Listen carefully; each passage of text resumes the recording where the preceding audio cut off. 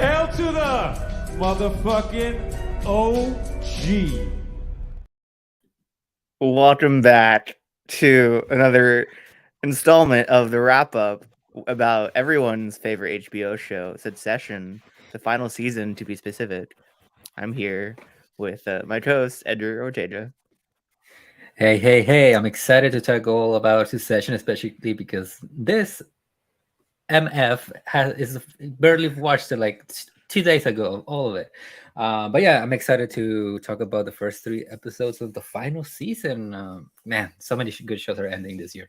But yeah, so much to talk about. That 3rd episode is something else, and yeah, I can't wait. And Evan Harris.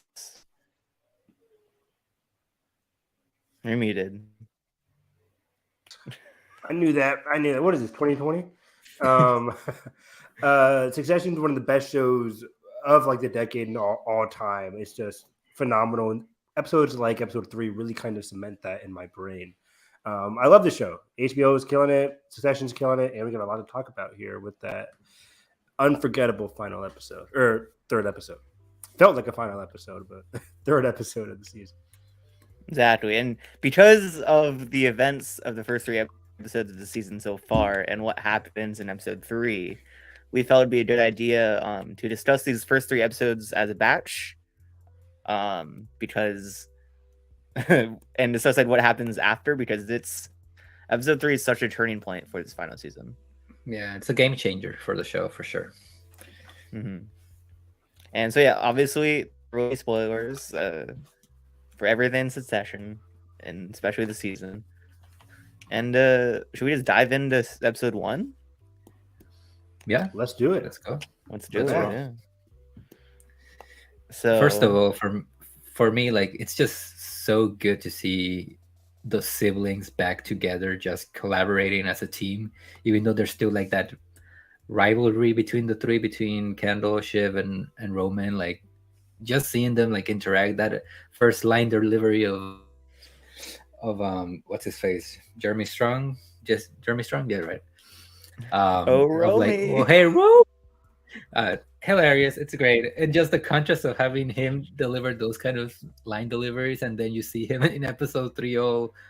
It's just that entire description just sums up the show perfectly. Mm-hmm. Yeah, it's nice seeing the 3 siblings like collaborate for the first time, really, as a team. And there's obviously still like them bullshitting each other, but there's that love there too that starts to come out finally, of like them like being worried for Kendall and Roman being worried for Shiv when she finds out that Tom is with Pierce. Like, them actually being genuinely worried and needing a moment to like talk with her is really nice to see. For sure. Like, we got special moments with the 3 of these characters throughout every season, really. Like, people think back to the season 1 finale when they're at Shiv's wedding and they're all trying to get on the boat together. Smoking. Really great scene.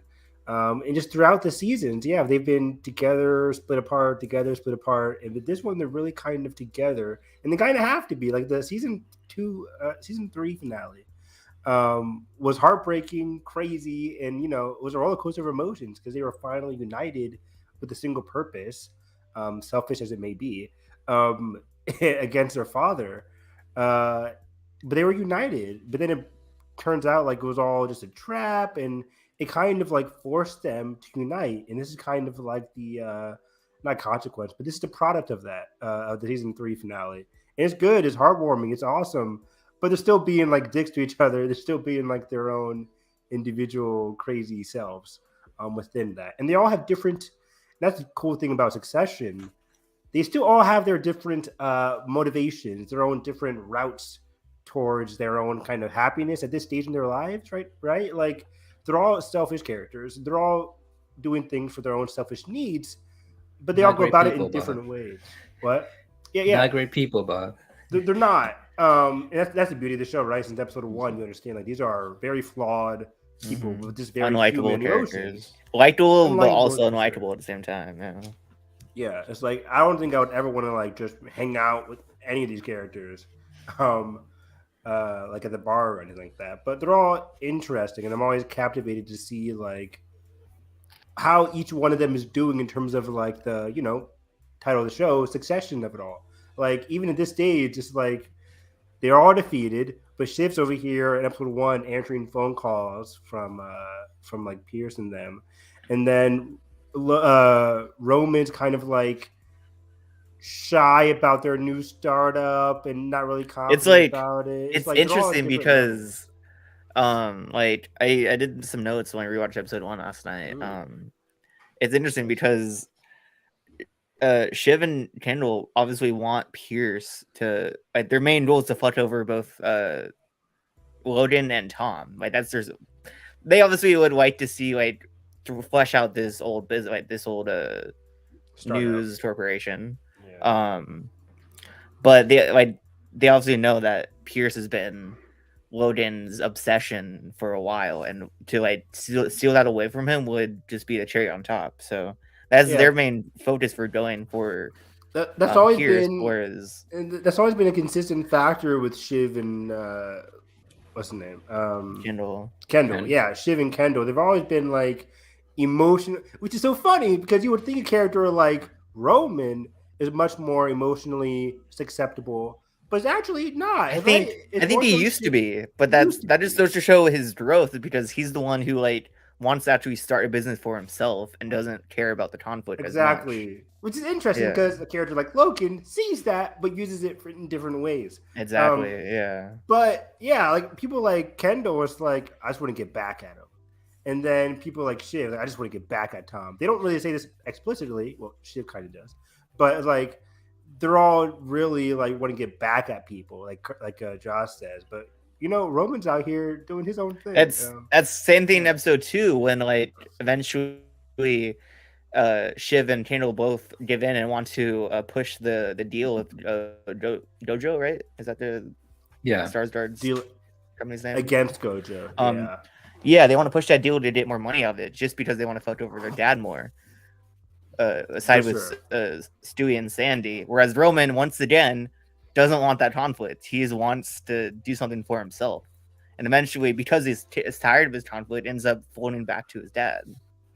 Exactly, that's the fascinating. It's so interesting. Thing, where Roman's like, yeah, he's an independent guy and he wants to do stuff, but he's also, I just said earlier, like he's not emotionally susceptible, but he's also, in terms of emotions, he's very much afraid of conflict on a personal level and just on a strategic level, right? Like, it makes no sense strategically to go against Gojo because he, as we saw in season 3, Roman is the one who closely knows and connected with Skarsgård's character, so he knows. Like, I think, like honestly, I think Roman's in the right though because like them just getting the deal over with and just having like that freedom to do whatever they want, like. Whereas Shiv and Kendall are obsessed with fucking over Logan. And they don't know that drive. And Logan's 100% right when he says, like, us getting higher in the deal, Gojo will walk. Skarsgård's not afraid to walk. Why does he want, like, there's no reason to keep on, like, oh, I really need ATN. Like, no. Yeah. As we saw in the spoiler for mid-season trailer, he's like, it's a dying company. It's a dying company. Why would I want to, like, push? Why would I continue this pushback? For no reason. It's like you two idiots, Shiv and Kendall. You just want to, get back at your dad. And Roman sees that. He understands that. But on the emotional side as well, he doesn't want the conflict with his dad too. He wants to still be on, decently good terms with his father. He's kind of still like, he's still kind of like that little boy that wants to like get his dad's approval while still like trying to stand on in his own feet. But also look, what I find fascinating about the whole Shiv, Kendall, and Roman, like the way they think differently about like the deal with Pierce is that by trying to like get back at Logan, eventually they kind of like fuck themselves over because as we know, Logan dies in episode 3. So, and if I'm correct, Logan wanted to pay maximum $6 to $7 billion, and they gave the straight 10. So now they have both of these companies that they're gonna try to handle, and Yep. how is that And they gonna don't have look? the money to afford and they don't Pierce have the anymore money. because the deal is basically probably fucked unless they figure something out. Yeah. Yeah, And how if come they don't have Logan's the dead, money like, we anymore? don't know. No, like, how come they don't have the money? Probably. Well, because we don't know if Stars is still to go through the deal if Logan's dead. Oh yeah, so if Scar doesn't go through with the deal, then they can't do the Pierce thing. Okay, I see what you're saying. Yeah, because they were expecting that money from the deal for the Pierce Yes. Okay. Gotcha. deal. Yeah. Yeah, that's the interesting thing. There's a lot. There's 7. Should we just get to episode 3 right? and just follow back if we have time? Because I just want to talk about episode 3. We can go for it. Yeah, but let's go for it. Like we can work our way back in terms of like the repercussions, and the build up and everything like that. Because episode 2 does like episode 2 does have the karaoke scene, which I think is really important for going into episode 3. Yes. Yeah. Episode 2 really very important for Connor too, because you really get a sense of who this man really is. For 4 seasons straight, we've been seeing him as this idiot guy, and when in reality, he's just a very sad person who knows exactly the situation that he is because he's not loved by anybody in his life, and that's fucking depressing. Back to episode 1 too, because the party, like, he's just like purely sad because his kids aren't at his birthday party. Wait, you mean for Logan or Connor? Oh, you're saying Connor? Yeah, we're saying Connor. Yeah. I think both, but yeah, both words. But yeah, both are very lonely old men in this show for sure. But Connor more so, because like I agree with you, Edgar, where Connor's line about like love and the detachment he feels and his position within the family was very raw and very like on point. But it was also something that you kind of could have gleaned from the first 3 seasons, where I never thought Connor was a straight up idiot. Not the smartest tool in the shed. He might be like the most genuine out of the siblings. That's a good word for it. Yeah, he's not dumb, but he's definitely genuine. He doesn't have the chops to be in like the business chaos that Shiv, Roman, and Kendall are in. But he's a very genuine guy. What you see is what you get with a person like Connor. And it's because he's accepted the fact that his dad doesn't love him. Exactly. And he stopped trying to like force that conflict, and because he doesn't care. Which is what the show's success is all about, right? It's not really all about the business angle. It's about like these 3 kids trying to appease, get back, emotionally connect, and disconnect with their father. And a person like Connor wasn't really part of that game. He didn't really care to be in that kind of game. And the whole karaoke scene kind of really exemplified that, where he's like, I don't care. And the kids know that too, which is a sad part, because somebody like Shiv was able to go to Connor's bar hopping spree and just straight up say like, hey, Connor, I know you're upset about your wife to be leaving you, but can you give us like 5 minutes? I'm like, that's some dark shit. Like, Connor is here at his most darkest moment, one of his most darkest moments, and you're just straight up like ignoring him. And it was just so sad to see that from Shiv and Kendall. But Connor, sorry, cut up there a little bit. Cut out. Oh, I was just saying that they him. Oh, sorry, you're frozen. Yeah, you froze again. But what? You there? Oh yeah, I'm just gonna reboot my Wi-Fi, but you guys can go. Okay, yeah, go ahead. But yeah, it was very sad because somebody like Shiv is able to like emotionally disconnect at times. Mostly if it's not concerning Tom, but like when she's at the bar talking to like Kendall about like, so about this deal with Pierce, and Connor sitting there like drunk and upset and just like really in his feelings. That was such a sad scene for me. because again, they know that he's not really part of the family business Yeah. entanglement, and they're just using that to like, hey, give us a few minutes while we try and like set up ourselves while you're all depressed. All while he's going through his fiance maybe walking out on his wedding. Like, exactly. It was just so so hard to depressing. watch. It was so hard to watch, and I'll get into my experience with episode 3 as well when Edgar gets back. But yeah, it was just a sad scene, a sad state of affairs. And through all this, it's like, oh man, these people are crazy, right? Because all through this, they try and Shiv and Kendall specifically try to make Roman out to be the bad guy in episode 2 when he's texting his father, "Happy birthday." How dare you text our father happy birthday? It's like, really, guys? I'm just saying my father happy birthday. It's like, it looks a lot more than one text there. That's a conversation. That was very funny. Like, look at, like, that's much more than a hey dad, happy birthday. That's a conversation you're having, Roman. Yeah. That was very funny. But they're just dogging him. And again, Roman's an emotional character, not really emotional manipulative, but he's an emotional character. And it makes sense for him, the youngest son, to still, and we see this throughout season 1, 2, and 3, to still want to like appease his father. Because episode 1, as we're backtracking a little bit, was all about like Logan aging up, getting older. It's his recent birthday. He's 1 year closer to death. We didn't know how soon that'd be, but it's his birthday. 2 days before his death. 2 days, and he's alone. Right? It's one of the most saddest birthdays, that you can remember for him.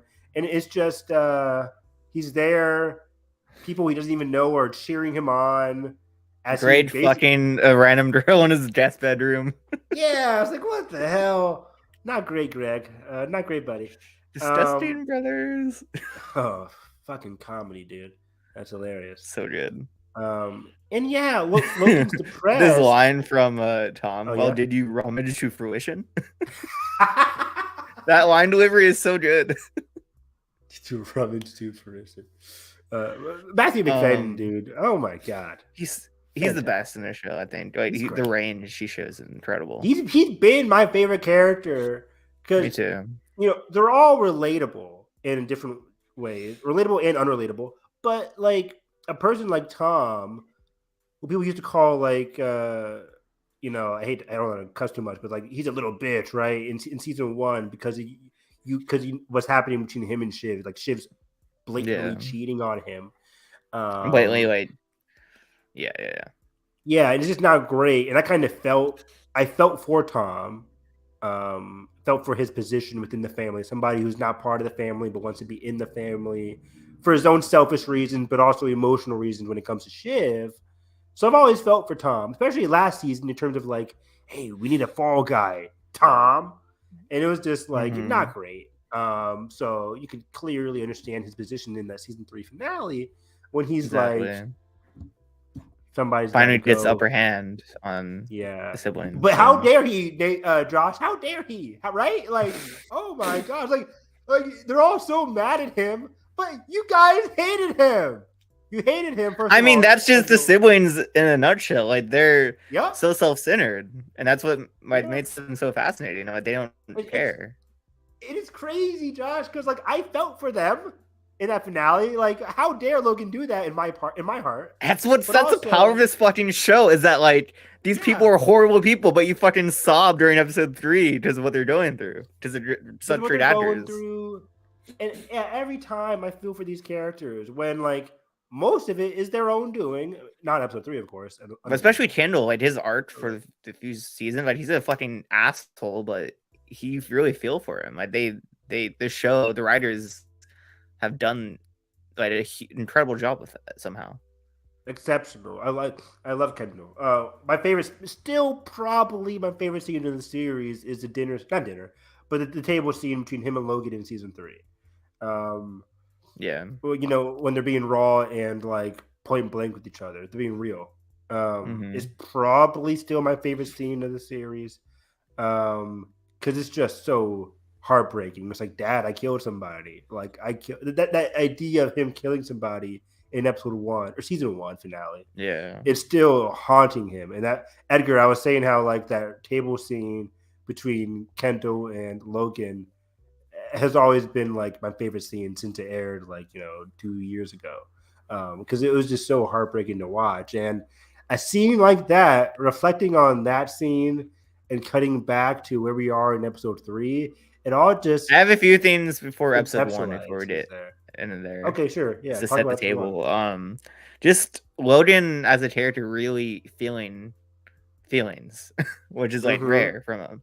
Like the diner scene with him and his bodyguard, just him contemplating about life and the whole gist of it all. Like fantastic. It's so fascinating when they're trying to humanize him before is what we think is death. Like thinking back on it, this clearly sets up his death this season.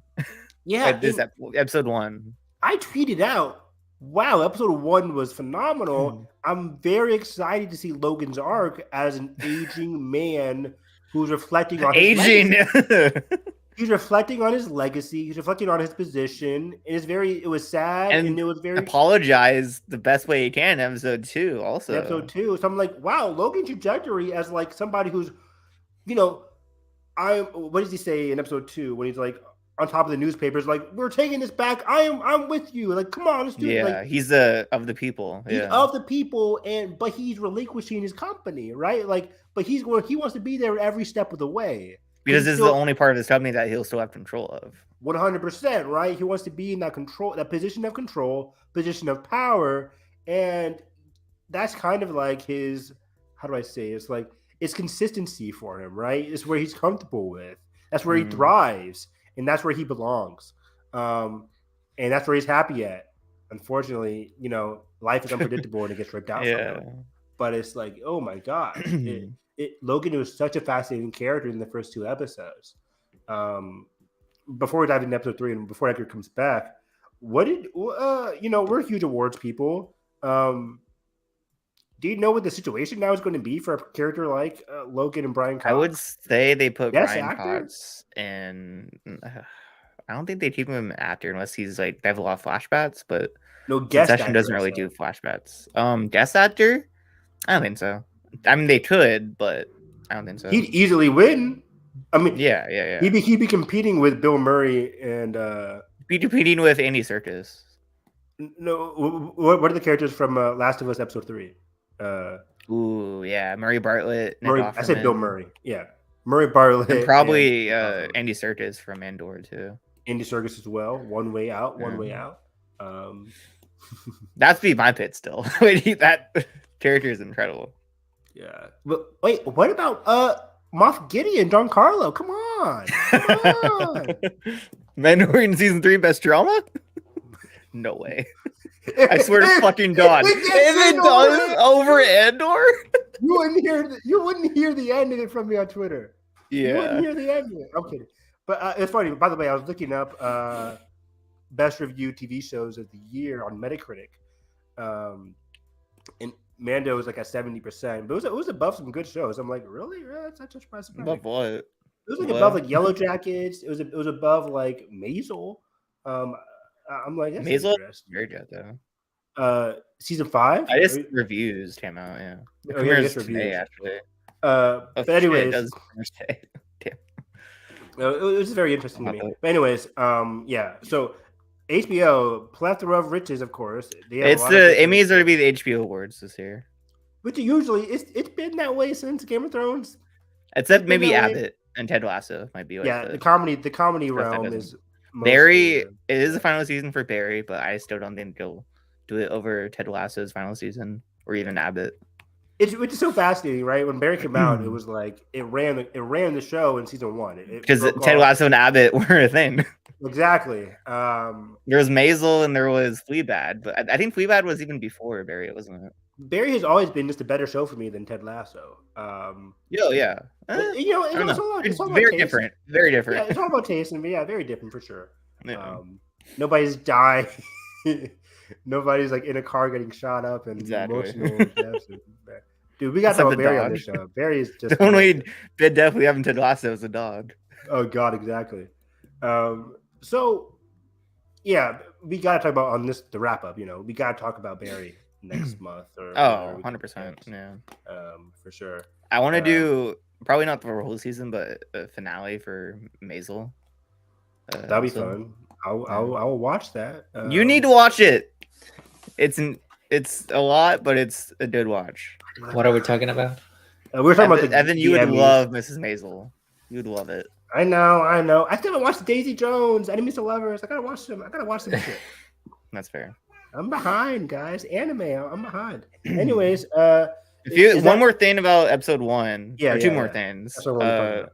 When they're making a deal, the Woden's camp of it, like him asking for Jotes, asking to be roasted, that's clearly like him missing having Roman in that room with him. Because that's so interesting. Board on the floor. Yeah, Roman, like, as he's like a very interesting advisor for Logan because he gives him shit all the time and says some fucked up shit, but like he's actually a good advisor too. I didn't really think of that. Frank and Carrie or no Jerry. Frank, Carrie, Jerry. What's the other one? Mark? I don't think it's Mark. Who are you thinking of? That other guy with the what? Peanut butter hole, whatever he said that day. Butter my beanpole. There you go. What's his name? I'll look it up. Thank you. He's such a dweeb. Carl. That's a great name for him. I fucking love Carl. Logan guard is those people are so like just generic and being advisors where like they just cave into whatever he wants. Whereas Roman actually challenges him and tells what it is. They're the best. They're the best characters, right? Like there are characters that are so easy to just be like, oh, they're nothing characters. They just want to appeal to Logan, but they actually have a degree of depth to them. Especially Frank. Yeah. Everybody of them has like personalities. Mm-hmm. Yeah. Like you could tell There's like also, in episode 3 that Frank was like hurting to tell Kendall what was up. Yeah. Yeah.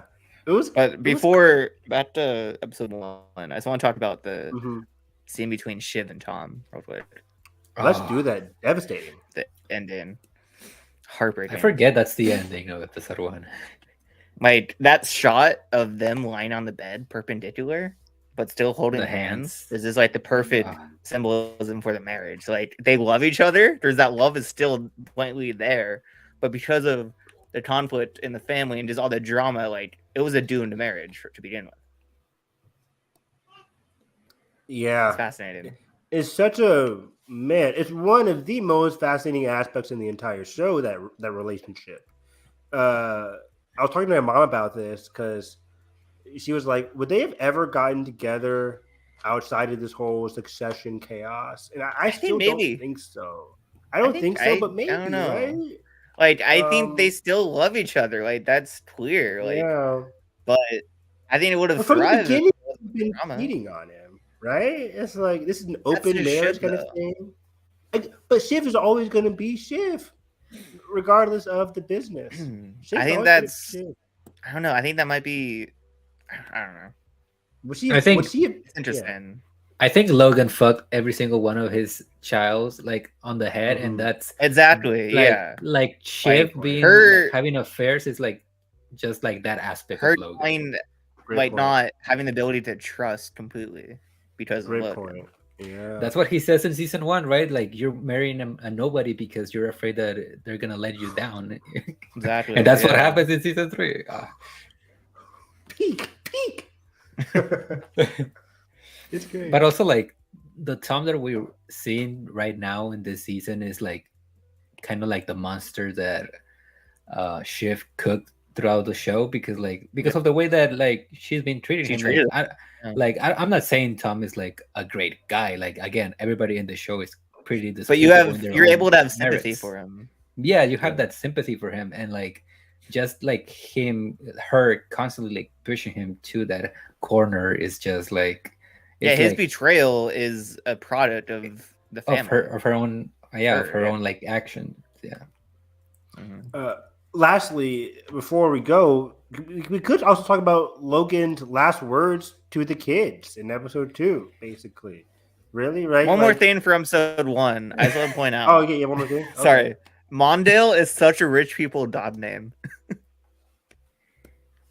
You said what? Shiv and what's Tom's that? dog. Oh, Mondale. That's such a name for like rich Mondale? people's pets. Yeah. What's that even? What's Mondale even? Is that a called? god or what? Yeah. What the fuck is It Mondale? sounds like a god. Yeah. Somebody It's just called so like Percy Jackson or something. What the hell? What's snobby. Yeah. Mondale. It's like, what is that? But yeah, I also want to talk about like Logan's last words to them, basically, before he dies in episode 2, when they have that heart to heart in the karaoke bar. It was like, didn't he say like, you aren't serious people? I love you, I- but you're not serious You're not people. serious You're people, not yeah. serious people. That Yeah. that line in of itself, being the last words he says to his children. At Very least to Kendall and interesting. Shiv. Well, no, it's to Kendall and Shiv, yeah. Kendall and Shiv, yeah, for sure. Yeah, not to Roman. But yeah, to them, to those two, it's very interesting. Because Also, like speaking of final words, an episode. What were you saying before I transition? no, but I was gonna say it's very interesting that he thinks that, because Logan's a character that he speaks the truth in just harsh ways. Because like it's not wrong, but they're not serious people because of you, Logan. So he just doesn't Yeah. remember. He doesn't concede to that. Because they aren't He serious doesn't people. They did that to know. get back at him. He knew that. And that's why he Mhm. kind of calls him out on it in a position of vulnerability. But then in the same sentence, as we said, he does admit that he loves them. Mhm. So just that whole emotional complexity kind of boils up in episode 3. But yeah, to Roman, you guys are right. Like to Roman, it's completely different. He talks to him Yeah, like just minutes before. jumping to episode 3, his final words is to destroy one of his closest relationships in the company. It's heartbreaking, like, and then he dies, and then that scene where he wants comfort from Sherry or from Jerry, she just like walks away. It's so Yeah. heartbreaking. It's so, you're right. It's devastating, which is, I keep saying that word, but it really is, because Roman and Jerry, I thought that was going to be, because my Twitter was blowing up, and I was very successful at avoiding spoilers.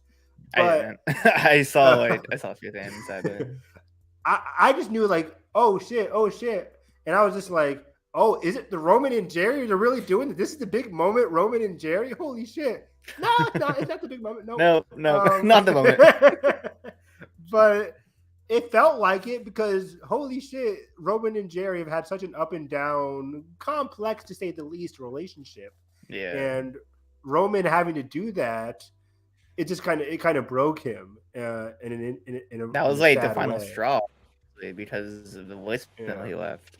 Which is so weird, because you get a scene like the end of episode 2 where Roman is with his father, and you're like, oh, is something on the rise here? I'm very interested. But not even 10 minutes into the next episode, Logan forsakes all that just to have him fire Jerry out of nowhere. Yeah, Yeah. just That's because like- he knows he'll piss off Roman. That's like the love-hate But why? relationship they have. Why does Logan want to do Oh. that? You just brought in Roman, but why do you want to break him so? You know he's not emotionally able to do that kind of thing. Because why? maybe he thinks it's a test. Like if he's actually gonna do this, he's in. True. Yeah. Kind Then of like he is Snoke, right? gross. Cut you to the bone. Yeah. So yeah, he's like Kylo. And it's And- funny Listen, because before like, we did, what were you that saying? ends up being like, that's like that final test or whatever that Logan does is like he ends up like kind of like making a new enemy for Roman without knowing before he dies. Yeah, yeah, totally. What else happens? go ahead. Let's talk about what else happens before the bid moment. Like, obviously, it's Connor and Willa's wedding. It's on a boat. It's on a boat. This big public wedding that Willa didn't want. There's the loony take.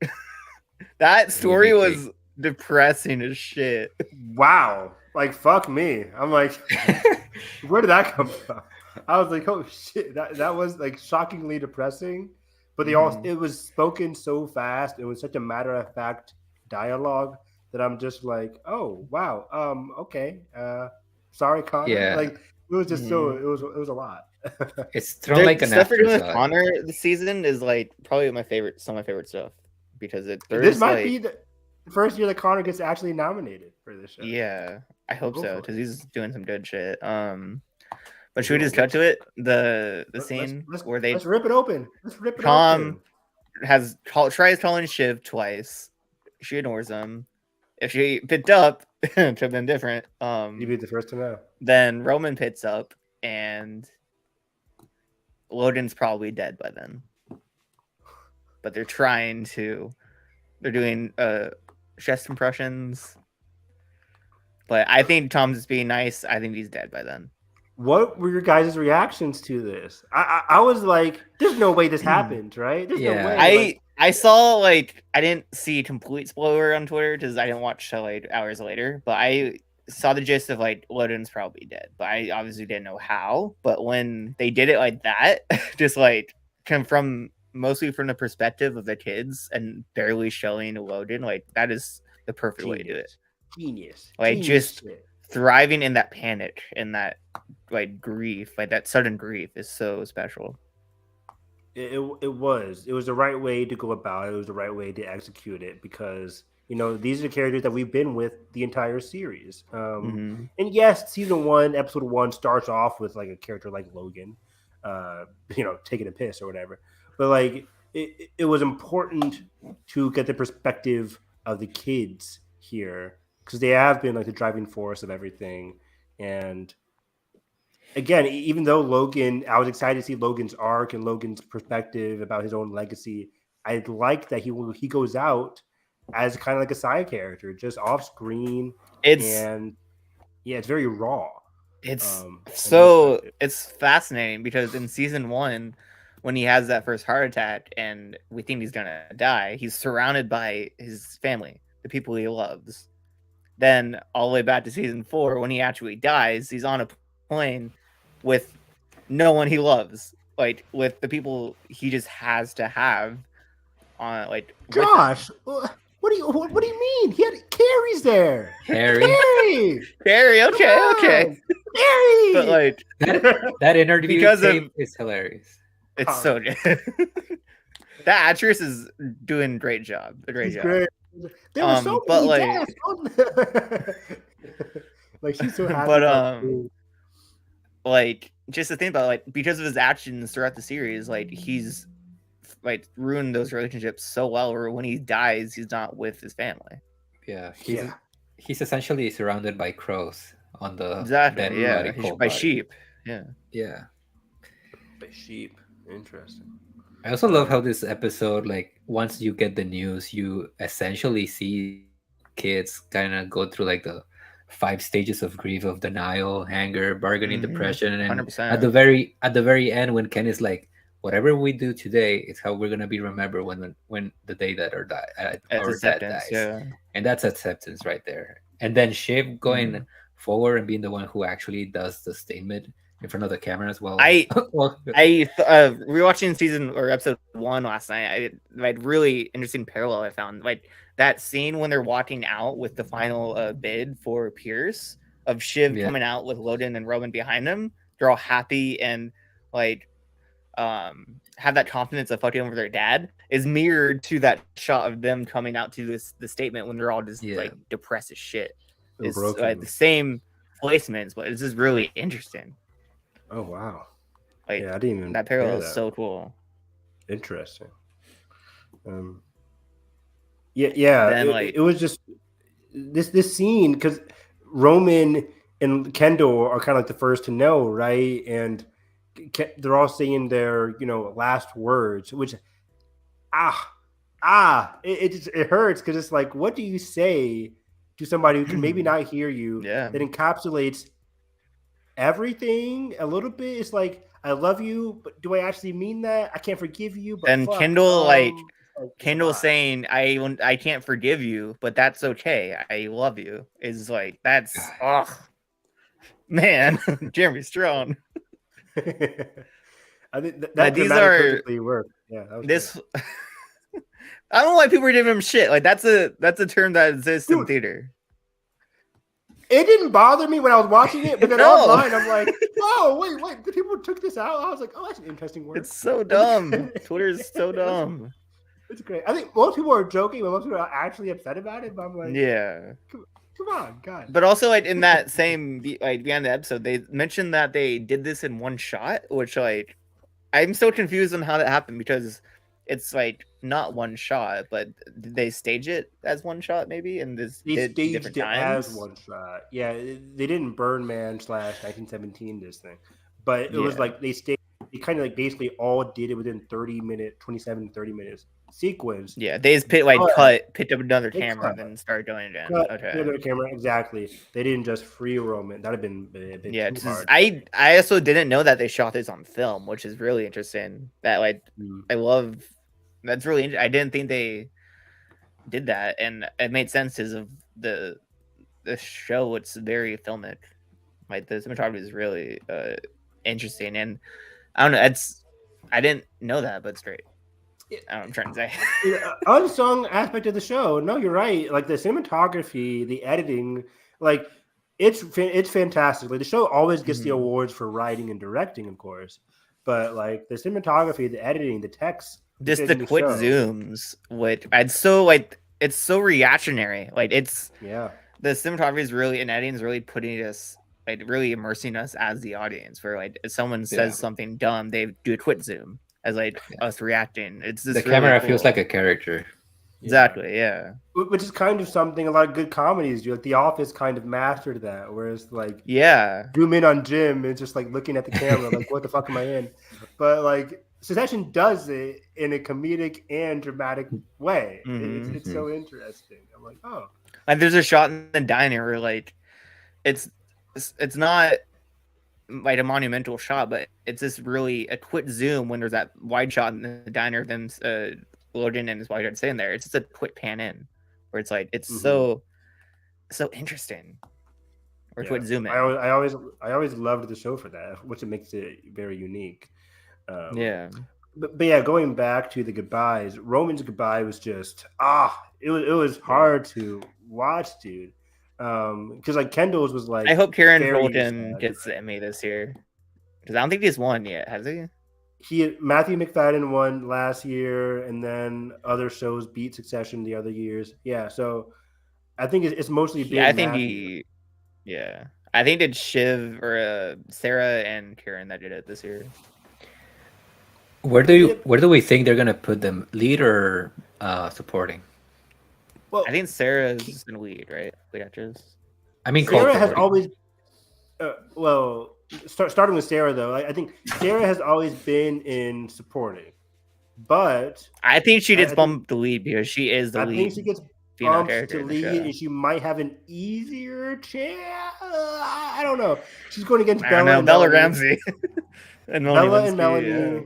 Who's in supporting though? Supporting, she'll be going against like Rhea Seehorn. She's not going to win. Come on, let's be serious. And no, but she deserves to. But I'm blinking on somebody very famous for supporting actress. Emma Darcy, or no, that's lead. No, that's lead. Fuck, it's somebody. I'm gonna be like, oh no shit, thank you. Jennifer Coolidge. That's a bit. Jennifer Coolidge. There we go. Put Jennifer in supporting because she'll smoke everybody. And Sarah in lead. Sarah in lead, where she has a great fighting chance. Because I don't think Bella Ramsey's gonna win for this season. I think season 2 very much has a better shot for that. Nomination is the win for Bella for sure. Yeah. Emma Darcy, same thing. Exactly. Melanie Linsky, I haven't watched Yellow Jackets. I haven't watched season 2 yet, but I heard she's really good this season. I think if she's in lead, she would like win easily. Put her in lead, so that way HBO can lock in supporting lead for actress. And then Kieran, going back to what Edgar was saying, Kieran, he definitely put him in supporting. Because you can't really decide between him and Jeremy. Don't put him in lead. Jeremy has that in lock. Don't do that. What do you guys think about Cox being put like on guest actor for drama. I don't- talked to I Josh don't about buy that it. when you I don't were buy it. gone. It depends, right? If he continues to be in flashbacks, as Cox said, But also, like, I And- don't. They have Jeremy in the lead for Jeremy Strong in the lead for on Roller Good. Derby. it's impossible to put Brian Cox in lead now. You just can't. So you're either I mean, gonna technically you can, but they won't. I don't think so. you're gonna put him in supporting or guest. And I like we just said, Because he said he's in flashbacks, so he's gonna have a bit more screen time than he he's has. gonna have a bit more screen time, but I'm put him in I don't- guest. You'll I don't steer think the it's gonna way. be that much though. I don't think they're gonna overuse No, flashbacks. There's be probably one at the final episode or something. Yeah. Put him in guest. You'll win. Put him in guest. It doesn't matter. You'll I don't win. know, You're will gonna he, though? sweep. Will he though? I think he, Nathan, I mean, Nick or Josh, Offerman. come on. Nick Josh, come on. Offerman. Nick Offerman People love was- Nick Offerman. People love those strawberries. Yes. Yeah. I don't think he wins over Nick Offerman. Nick Brian Cox has such a big fan base in Nick Offerman. Come on. Not really. Really?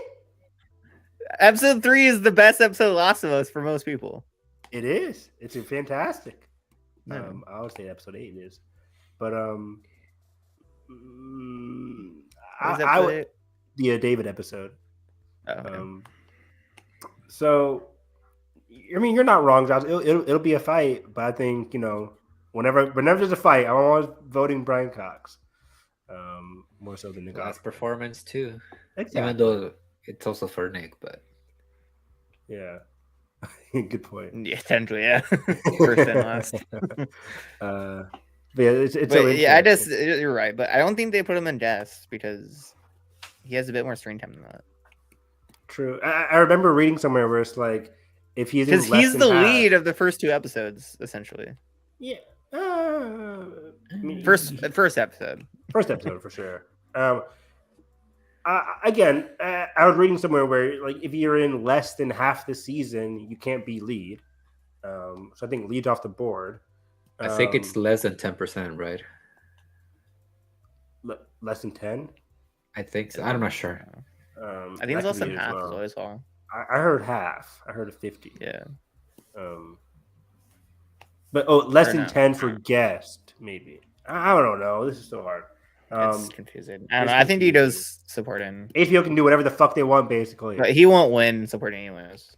If you don't Yeah, get again, if you put him in supporting, people are going to vote for Kieran. It'll be too much Kieran, McFadden.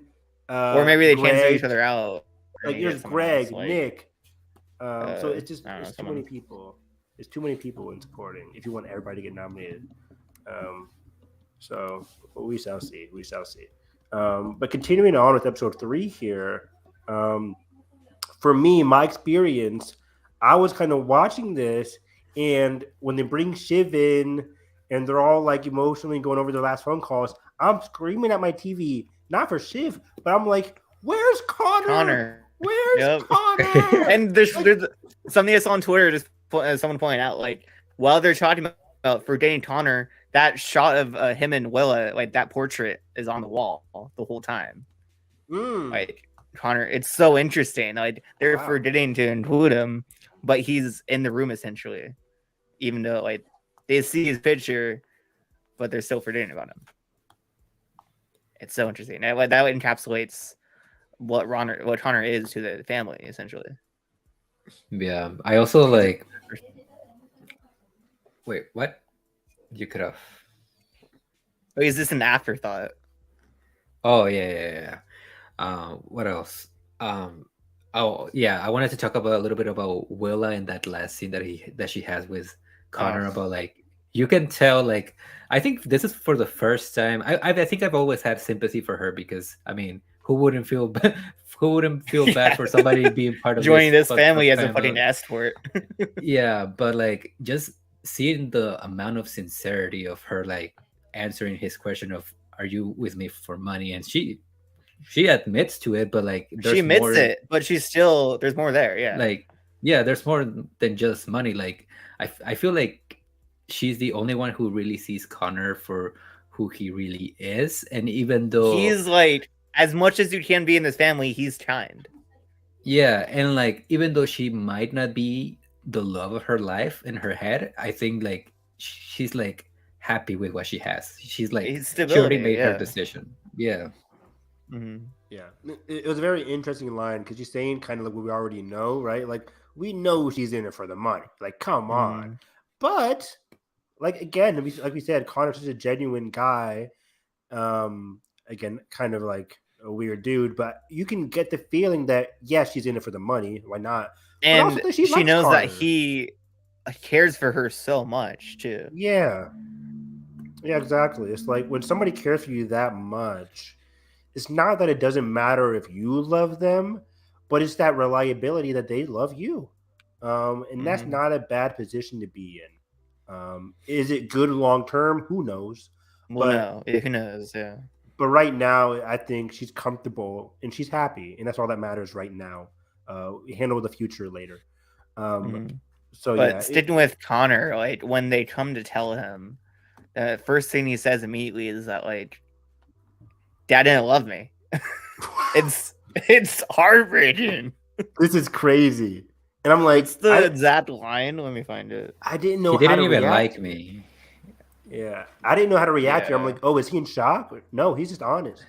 He's Yeah. just, yeah. And I think what makes Wait. it even sadder is go ahead. No, you do. Oh, okay. What makes it sadder for me is the fact that he's like trying to convince himself, like, oh yeah, he did love me. He's just like I didn't get to prove like my worth to him. That's like just like the last nail on the coffin. Mm-hmm. And the fact that he decides to just like take that chance to his dad's finally gone, he doesn't have to have that weight over him the whole time. He decides to get married anyways and have this moment of happiness where he's done waiting for that approval.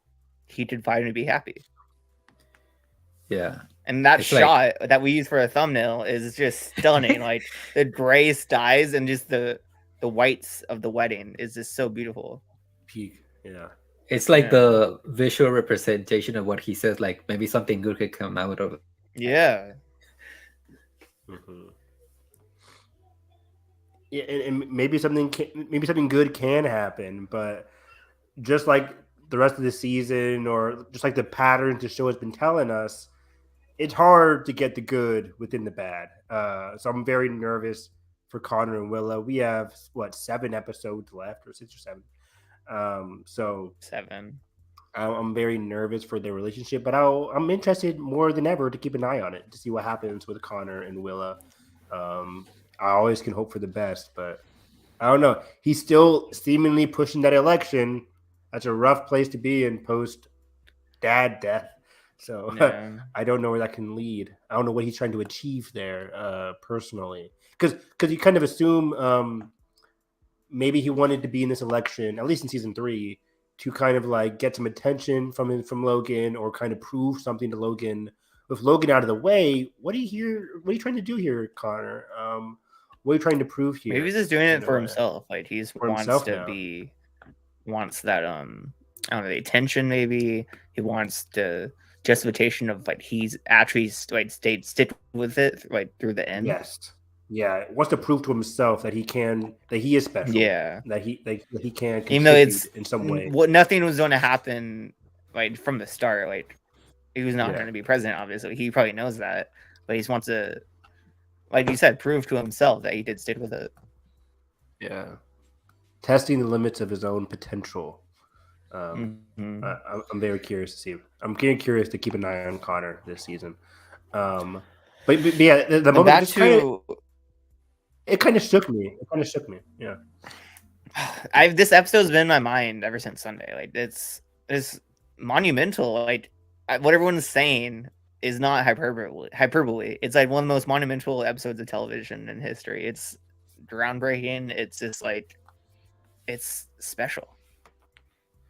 Incredibly special. It's one of those episodes where I'm floored and I just don't know how to react. Like I wasn't like a bucket of tears or anything, but I was just like when the first time watching, like I was sobbing when you were sobbing. They were finding out and they were going through it. It was a lot. For me, I was just in shock. I was more so Connor. I was just like, wow, this is actually happening. Like, Yeah. this is actually going down. That's what I could maybe if I rewatch it, then I'll cry because I know what's happening. This like mostly just the actors, like they're just so fucking good, and like their best work I think in the series yet, and just what they go through and what they emote is just heartbreaking. It really Shiv, is. or Shiv finds out, and like she's like, when she goes to speak to him, that is devastating, man. Like what she I says. think Like, one of the reasons why it might be like so like impactful for people is because maybe it's happened before in the show, but I think this is the real first time where the audiences can really like sympathize with these characters in a exactly, human yeah. way, because like everybody has lost somebody at some point, and that genuine sense of shock, like that's something that every person goes through, no matter if you're rich And or poor or in the middle class. This like the sense of sudden loss is something we don't see on TV much, or even in film. Right, we don't see that covered. Right, it's usually like all built up, and what happened in like the season finale. That's episode 3, and that we're in the POV of the characters finding out. Like we find out when they do. It's so fascinating, and it's so rare to see that. And it's pulled off so well. That's the common pattern you'd find among like the top rated shows of all time, whether it's like anime or live action like this. Like Ozymandias is still like number one because it's just one of the most shocking episodes of television. You're like, oh shit! Like you see the limit to what Breaking Bad really is, and then this episode as well is like it's this episode is shocking. That for Succession, yeah, it's just or like shocking. the Red Wedding for Game of Thrones. Red Wedding, I'm about to say it's shocking, and it puts you in the minds of the characters. Ozymandias puts you in the minds of like Walter and Jesse in that climactic scene, without spoiling anything. And then Succession puts you in the minds of the children. Red Wedding puts you in the minds of like the Starks. The Starks. I forget the little. We find out when they do that this is a whole ruse. Exactly. So it's shocking, but incredibly sympathetic to the victims of this tragedy. And it's so interesting. I think that's what makes it very impactful. But beyond that, again, just across the board, great writing, great directing. It really put us in the show's on another level. and like going back to it, Shiv is just like the way she's trembling on the phone. Can you hear me? Can you hear me? Tom's like, yes. And Matthew McFadden in that whole scene is like, oh my god, he's so good. He's talking. His acting is talking to a phone. Right? Like, he's not talking to Shiv. He kind of is. But, like, in terms of acting sense, he's just talking to a phone in an airplane. But he's killing it. He's killing it. He's just like, yes, honey. Like, yes. Like, oh, like the Tom and Shiv, the dynamic it came back in that moment because they're just being genuine, heartwarming people. Where it's just like, yes, he's right here. I don't know if he can hear you, but you're by his ear. Say what you need to say. And he was just there 100% for all three of them. Tom was heavy lifting it. And like that, the crack in his voice when Tim goes to get Shiv, but he says, "I think he's gone. Like I think he's not with us anymore," or something like that. Like, man, incredible performance. Incredible. I think what adds also to the Tom dynamic in this episode is that in the back of his head, even though his priority is like notifying the kids and like he himself grieving, is the fact that with Logan gone, he's also fucked. Because with Logan gone, all of the allegations, everything that's wrong with the company is going to come back to bite everybody. And that includes him and Greg. Yeah. It's so, man. And it's like, this happened, of course, bring it back to Big Brother, of course.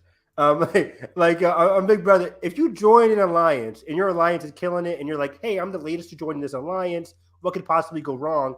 But then the leader goes home the next week, you're screwed. And it's the same thing for Tom. He joins this big alliance. He joined like the Greg, the Logan. What can possibly happen? Logan never loses. But he lost here. He died. But he's dead. He lost the ultimate battle. He lost the ultimate battle. Jesus came. Jesus said, "It's time. It's time." and Logan's gone. So now Tom is fucked. So it's just such an interesting series of events here, where Tom is not riding high in season 4. He's at a divorce. He's divorcing Shiv. Is getting messy. But he has the backside of being supported by Logan. Even going back to the divorce thing, Logan's helping him out with those New York divorce lawyers. By the way, I love Kendall saying like there's other divorce lawyers throughout the sea. Like you'll find somebody throughout the world, whatever. Yeah.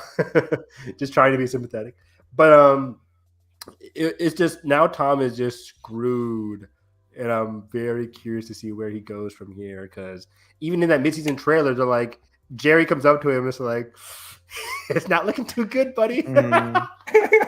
So I'm just like, oh no, I want Tom to survive. Don't put him out to the pasture again. I don't want throw him in jail. don't throw him in jail.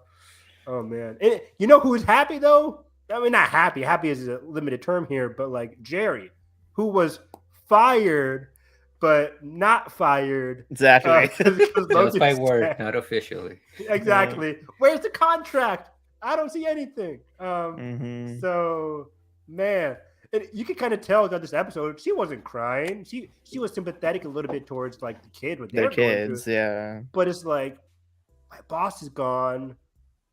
I'm feeling pretty good. That's like anybody's dream anyway, that their bosses die. So that's why like If your boss everyone is Logan. on the plane except for Tom is like, and maybe Frank, they're so like focused on the statement and they just jump right to that. They don't care. Homegirl pulled out her laptop with the quickness. she was like, anyways, what I learned in boating school is like she got straight into writing. I was like, damn, like they're doing chest compressions back there. And she's like, anyways, starts tapping. I'm just like, oh my God. It's like, it was such a very funny, darkly funny, which is what the show is. Yeah. Moment. And they're all just like, yeah. No. And then they had the nerve to be annoyed by the kid who kept saying, like, we don't give a shit about that right now. And they, when it cut back to them, they're all just like, like how dare they? It was just like, guys, come on. It's like, man, it was such a topsy-turvy then when we get back to the airport and like just them accepting it, but also still obviously grieving, and Roman's the last to do this, right? Roman's constantly like, well, we don't know. Don't use the word. Don't use the word. But yeah, as soon as the plane lands, I think that's when it kind of like. And the fact that he's the one who goes to see his body too. Oh, yeah. What a good decision that was to have Roman be the one to go see the body. Shiv leaves. It parallels back to the first season when he's having the heart attack, and Roman doesn't want anything to do with it. He doesn't want to see him. Doesn't want to like even believe that there's that possibility. Yeah, and to have him be the one who sees the body. Yeah.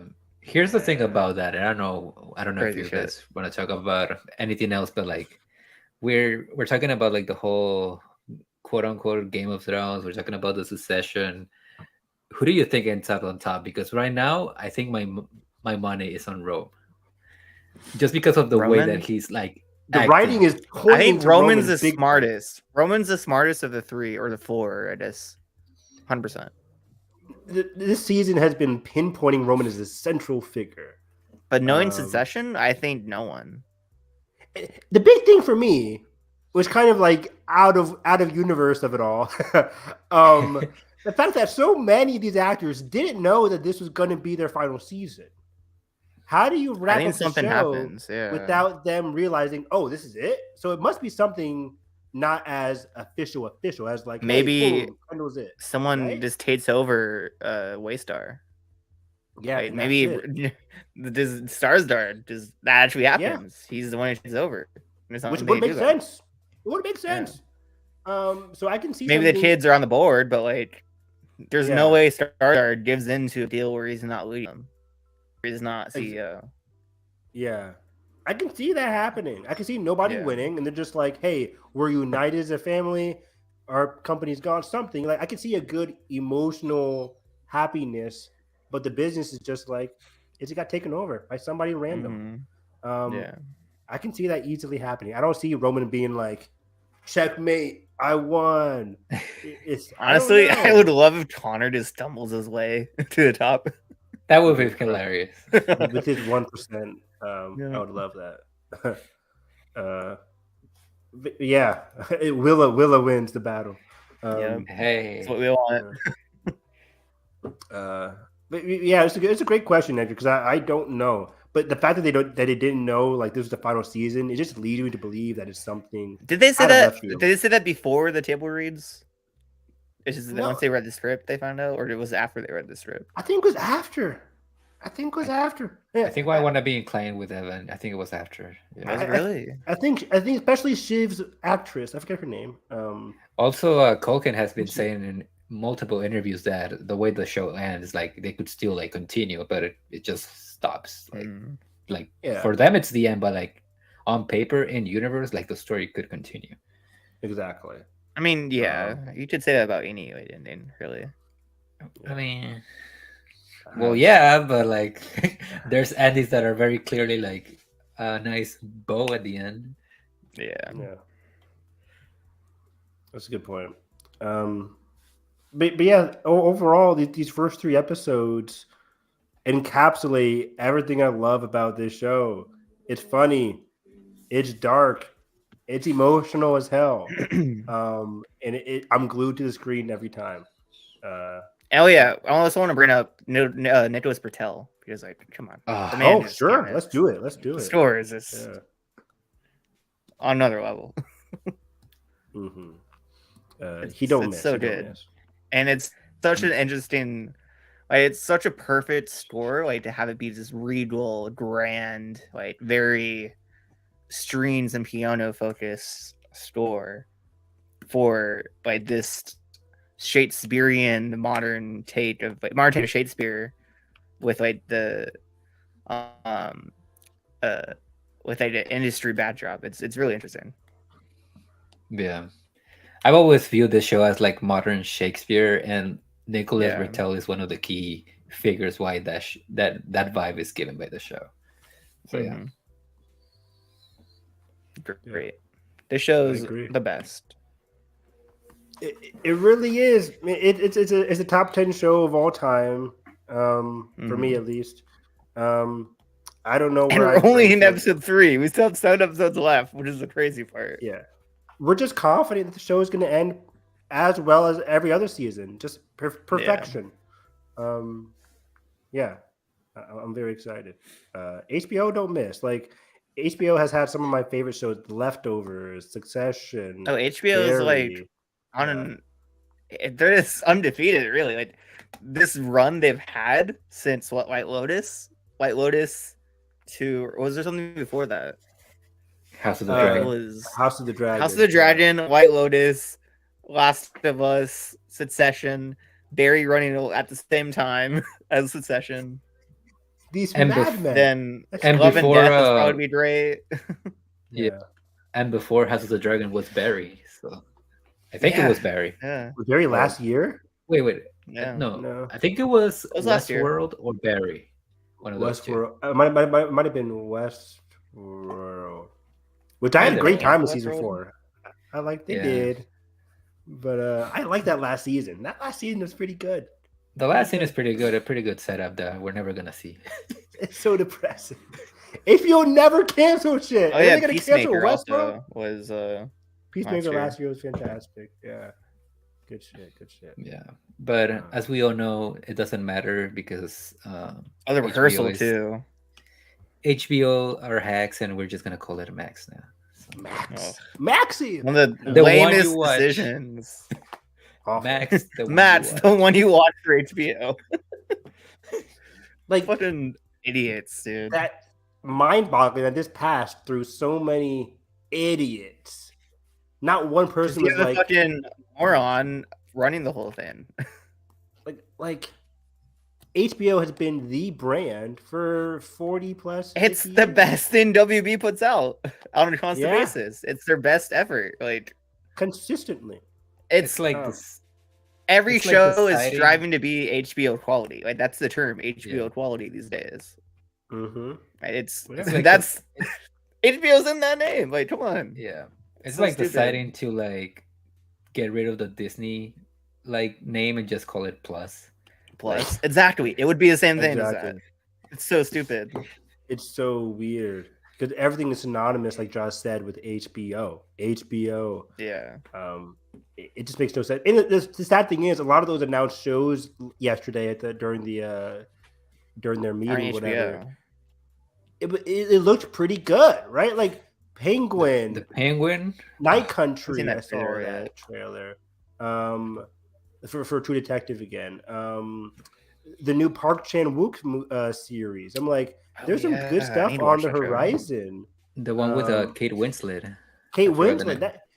They all looked pretty solid, minus the Harry Potter of it all is stupid as hell. But we won't get into that. But everything else looked pretty damn good. It's just depressing that it's coming out with the studio that is so messy to say the least. So WB used to be like one of the best too. It's sad. Like they're still putting out great shit like Barbie. Come on, but Best Picture, right? Best Picture. it is. Yeah, it's definitely the best picture. I Nominated can't at wait to least. win that. That's our bet. deal. Oh, You're not man. gonna win. I so am. As much as I wanted Alright. to, it's probably not. Anyways, yeah. Is that a So rat, that's boys? Succession. That's one of the best shows of all time already. What do you And guys this think? We'll come back for season- like episodes. I was just asked that. Yeah, what should we do? I'm think thinking play it like by ear. do the next 3, then maybe And just then do the the next last 4? 4. Or something. Or Next vice 3, versa. But yeah. Yeah. We can play it by ear. Yeah, Maybe it depends on what happens in these episodes. exactly. Like if something like we really want to talk about, we just might come back for an episode or something. Mm-hmm. Yep, that works for me. And yeah, Evan, where do people find you? Find me on Twitter, Harris EV9, talking all things reality TV. Big Brother, huge fan of that. Always tweeting about Big Brother and Survivor. Not loving either of these latest seasons, but I choose to have my fun wherever I can. Watch Stacey Jones. There's a lot of fun Watch to be Mrs. had. Maisel. God, so much content. There's so much, So- man. There's so fucking much. Beef. It's I crazy. need to finish. I need to Beef. watch I need to Beef, finish too. Swarm. Yeah. I'm halfway. Oh man. How's chicken? Yeah. How's the beef and chicken? Is it good? Is it good? Chicken. I prefer chicken. Yeah. Same, but yeah, I'm talking all things movie, TVs, everything. This weekend I'm seeing Suzume and Renfield. So that's exciting. I need to watch Your No Name. Russell Crowe? before I see that. No Russell Crowe. Sorry, Edgar. Nah. Is that shot of him on the motorcycle not like wanting you to like watch the movie? not great, Bob? No. Not great.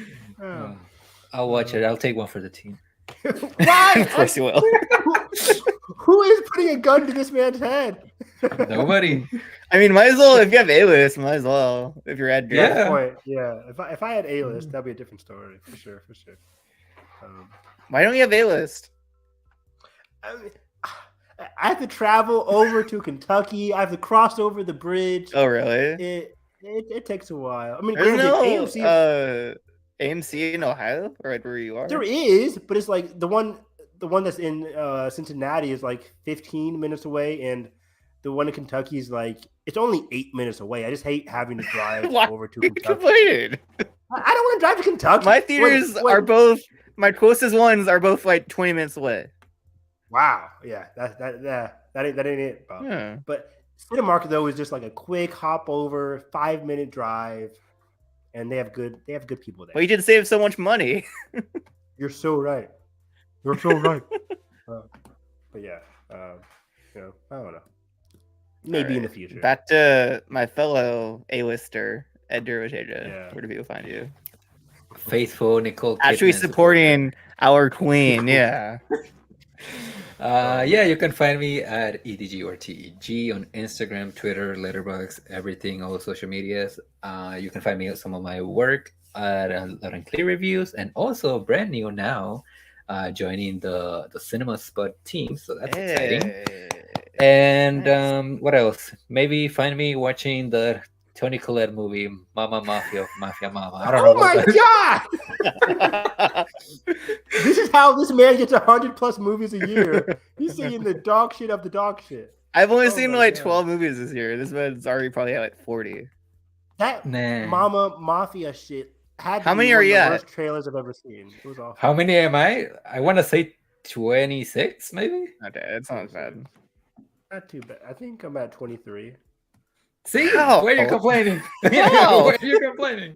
What am I at? What have you I'm at 21. seen? I'm at 21. 21. I saw Murder Mystery 2 the other day. Not great. And then you guys complain about me. Hey, it's different. It's Netflix. I can just put it on at home. I mean, so was Thunder Force, but Edgar still watched it. yeah, that's different. That looked like actual dog shit. Okay, and you did find me at Josh D. Woodbury on Twitter. Tweeted a lot about Star Wars this past weekend. What happened? Speaking of that, Made it worse. shut up. Get this guy. Sometime next week, we'll probably be doing a wrap up for Star Wars Celebration itself with friends of the show, Nikki Kumar and Alden Diaz, who were just in London at the convention itself. So a bit late with covering all the news and stuff, but I wanted to wait to have them there to get their take on it and their experience that I talked about. So that should be fun. Happen sometime next week. Real quick, for sure, I can't wait to be on that because I really want to hear what their experience was like in London because I got huge FOMO over the weekend. But Nathan and I did discuss our thoughts on Celebration over like a 3-hour podcast the other day. Mm-hmm. So check that out on Nathan Rojas's channel. And we're doing Evil Dead commentaries. Evil Dead Rises comes out next week. I finally saw Army of Darkness this Tuesday. What do you think? This past Tuesday. Army of Darkness, easily the best movie. Easily. Yes. Yes. When does Rise come out? Next Friday. Like in 2 weeks? Yeah, next Friday. Okay, I'm gonna try and watch through them this week. Because actually, I don't know, Edgar, do you like the second one more than the first one? I kind of like the first one more than the second one. But. Well, here's the funny thing. I like the second one better than the first one, but I like the remake better than the I think I might like it better than the first two. Okay. It's different, but yeah. So when I saw the second one last week, I was like, it was good, and I like how the evolution of the campy vibe came out, especially with Bruce's character. But it felt very samey to me, and I thought one was more fresh. There's only the Raimi trilogy and the remake, right? So only 4 movies. Okay. And a TV show if you want to watch it, but it's not a location. Ash versus, is that like canon or is that something else? I think it might be canon. I mean, it's produced by Sam Raimi, and it's actually pretty good. But yeah, I think it got canceled though when it was like on its almost final season. But tragic. But yeah, so next week we're gonna do a commentary on Evil Dead 2013. So again, follow me at Harris7 to keep track with all that. Nice, yeah. And you follow this podcast at WHFG Podcast on Instagram and Twitter for announcements and updates for when we're going live, for what we're doing. Next up, besides that celebration thing, not sure. Should we probably do the old That Instarable Feeling update, Evan? Did our 2024 early predictions out? Maybe little Emmys predictions? I would love that. The cast lineup is up too. Can lineup, yeah. Talked about that a bit. Yeah, I want to do some more episodes of We Come to This Place to Rank. I don't know what on, but we haven't done one in a while. 2018, baby. Shang-Chi. Should we just keep going? Ranking top 10 Marvel movies with dragons. Is it Shang-Chi at number 1 finally? Iron Man 3 wins. I'm about to say Iron Man 3. No, Thor Ragnarok. Iron Man, yes. 2018 was one of my favorite years. With the I was looking, it's better than 2019. It's so good. Shit. Besides like my top 10, I think it is. My top 2 in 2018 are better than every movie that came out in 2019, in my opinion. Like Blind Spotting, come on, that's peak. First Man. First Man. I was thinking of Mary Poppins Returns, peak. Garbage. Spider-Verse and Fallout are 2 of my favorite movies of all time. Yeah, and Beale that came out Street, in 2018. Beale Street's great. So 2018 would be very Black strong year. Klansman, Black Panther, Yeah. Mamma Mia 2 is up there for me. Oh my god, fantastic. Yeah. We really need to do also like down the line, closer to summer, like a box office like bet in here, at least between the three of us. I don't pay much attention to box office though. Come on. I'm always in the Had to be box you office. two. You guys to do that if you I want. love the box office Alright. stuff. Yeah. I would love to do that with Edgar. That'd be fun. All right, we'll Do it. schedule it down the line. I wanted sure. to do like a draft with our 2023 or 23 movies, but I think it's a bit too late for that.